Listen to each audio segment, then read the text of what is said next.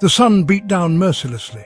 The land of Israel was bone dry, withered by a drought that seemed to have no end. Dust devils danced in the scorching wind, a testament to the relentless heat. Crops shriveled and died, cattle gasped for breath, their ribs stark against their hides. Fear gripped the hearts of the Israelites. Were they forsaken by their God?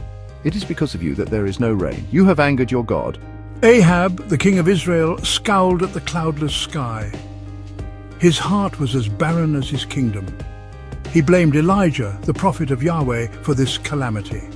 Elijah had spoken against Ahab's wicked ways, against his worship of the false god Baal. Elijah had stood firm. I have not troubled Israel, but you and your father's house have. You have abandoned the commands of the Lord and have followed the Baals. Ahab, furious, had driven Elijah into hiding. Now, as the drought tightened its grip, Ahab regretted his actions. He knew deep down that Elijah was right. He had turned away from the true God. The people murmured amongst themselves. Their faith was as parched as the land. Some clung to the hope that Yahweh would relent, that he would hear their prayers. Others began to doubt. Perhaps Baal was the true God after all. Perhaps he could bring an end to their suffering. One day, as Ahab despaired in his palace, a figure emerged from the wilderness. It was Elijah, his beard long, his eyes blazing with the fire of Yahweh. He strode into Ahab's presence, unafraid. Elijah, thus says the Lord, as surely as the Lord, the God of Israel, lives whom I serve, there will be neither dew nor rain in the next few years except at my word, he thundered. Ahab trembled before the prophet's conviction. He knew in his heart that Elijah spoke the truth. Yet pride choked his words.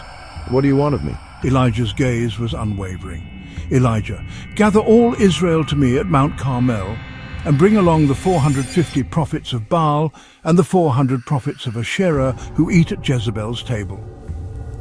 Ahab, desperate for an end to the drought, reluctantly agreed.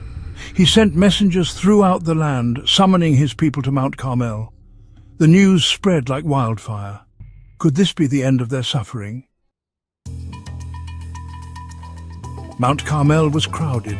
Israelites from all corners of the land had gathered, their faces etched with hope and fear. In the center stood two altars, one for Yahweh, bare and weathered, the other for Baal, adorned with the symbols of his supposed power. The tension was palpable. This was not just a contest of gods, it was a battle for the very soul of Israel. Elijah, a whirlwind of righteous anger, addressed the crowd. His words cut through the tense silence. Elijah, how long will you waver between two opinions? If the Lord is God, follow him. But if Baal is God, follow him. The people remained silent, their eyes darting between the two altars. Elijah continued, his voice echoing off the mountainside. Elijah, you call yourselves the people of God, yet you have abandoned his ways. You have embraced the empty promises of a false god. Today we will see who is the true God. He then issued a challenge, a test of divine power. Elijah, let each side prepare a bull. We will lay them on the altars, but we will not light the fire. The God who answers by fire, he is God. The prophets of Baal, resplendent in their robes, went first. They danced around their altar, chanting incantations to their god. Their voices rose in a cacophony of desperate pleas. Chanting and shouting, "Baal, hear us, answer us!" They slashed themselves with swords, their blood splattering on the altar, a gruesome display of their devotion. But the heavens remained silent. No fire fell. Hour after hour, the prophets continued their frenzied ritual. The sun climbed higher in the sky, beating down on the assembled crowd. Still there was no answer. The people grew restless. Doubts gnawed at their hearts. Whispering, "Where is Baal? Why doesn't he answer his prophets?" Elijah watched the spectacle with undisguised scorn. When the prophets of Baal finally collapsed, exhausted and defeated, he approached the people. His voice, though calm, carried a hint of amusement. Mocking. "Shout louder! Perhaps he's sleeping and must be awakened."